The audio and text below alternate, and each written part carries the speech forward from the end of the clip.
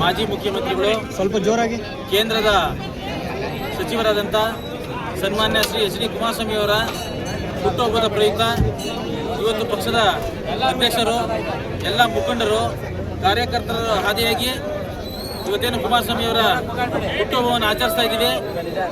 ಈ ರಾಜ್ಯ ಕಂಡಂಥ ಧೀಮಂತ ಮುಖ್ಯಮಂತ್ರಿ ಆದಂಥ ಕುಮಾರಸ್ವಾಮಿ ಅವರು ಕೊಟ್ಟಂಥ ಕೊಡುಗೆ ಉಳಿದೆಯಲ್ಲ ಅದು ಭಾಳ ಅಪಾರವಾದದ್ದು. ಇವತ್ತು ಬಡವರು ರೈತ ಮಹಿಳೆಯರು ಇವತ್ತು ನೆಮ್ಮದಿಯಾಗಿ ಮನೇಲಿ ನಿದ್ರೆ ಮಾಡ್ತಾವ್ರೆ ಅಂತ ಹೇಳಿದ್ರೆ ಅವ್ರು ಮಾಡಿದಂಥ ಸಾರಾಯಿ ನಿಷೇಧ, ಲಾಟ್ರಿ ನಿಷೇಧ ಇದು ಪ್ರಮುಖ ಕಾರಣ. ಜೊತೆಗೆ ಒಬ್ಬ ಮುಖ್ಯಮಂತ್ರಿ ಸಾಮಾನ್ಯ ಜನಕ್ಕೆ ಸಿಗ್ತಾರೆ ಅನ್ನೋದನ್ನ ತೋರಿಸ್ಕೊಟ್ಟಿದೆ ಕುಮಾರಸ್ವಾಮಿಯವರು. ಗ್ರಾಮ ವಾಸ್ತವ್ಯ ಮಾಡೋದ್ರ ಮುಖಾಂತರ ಪ್ರತಿ ಹಳ್ಳಿಗೂ ಆಗಮಿಸಿ ಬಡವರ ಮನೆಯಲ್ಲಿ ತಂಗೋದ್ರ ಮುಖಾಂತರ ಈ ರಾಜ್ಯದಲ್ಲಿ ಮುಖ್ಯಮಂತ್ರಿ ಸರಳವಾಗಿ ಸಿಗ್ತಾರೆ ಅಂತ ತೋರಿಸ್ಕೊಟ್ಟಿದ್ದಾರೆ. ಅದ್ರ ಜೊತೆಗೆ ಅಭಿವೃದ್ಧಿ ವಿಚಾರದಲ್ಲೂ ಸುಧಾ ಭಾಳಷ್ಟು ಮುಂದೆ ಇದ್ದಾರೆ.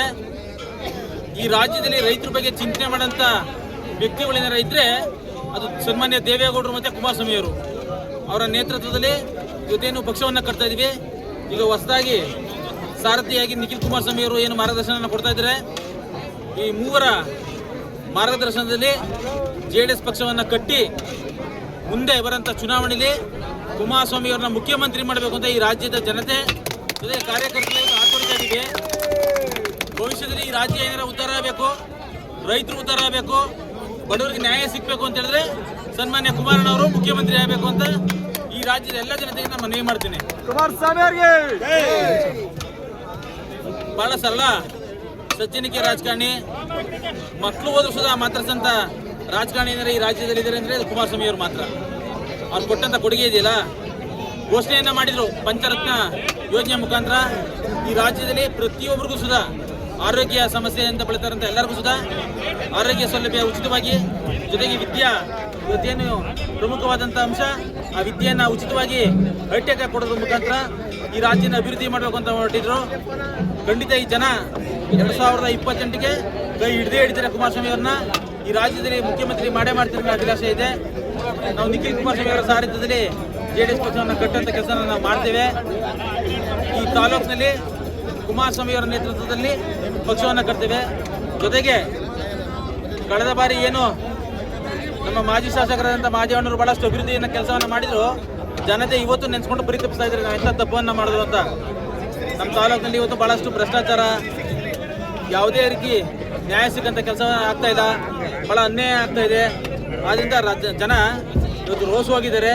ಮುಂದಿನ ದಿನದಲ್ಲಿ JDS ಪಕ್ಷನ ಕೈ ಹಿಡಿದ್ರ ಮುಖಾಂತರ ಖಂಡಿತ ಈ ರಾಜ್ಯದಲ್ಲಿ JDS ಪಕ್ಷವನ್ನು ಹಾರಿಸೋಂಥ ಕೆಲಸ ಮಾಡ್ತಾರೆ. ಜೊತೆಗೆ ನಮ್ಮ ತಾಲೂಕು ಸುಧಾ JDS ಪಕ್ಷವನ್ನು ಹಾರಿಸೋಂಥ ಕೆಲಸ ಮಾಡ್ತೀವಿ.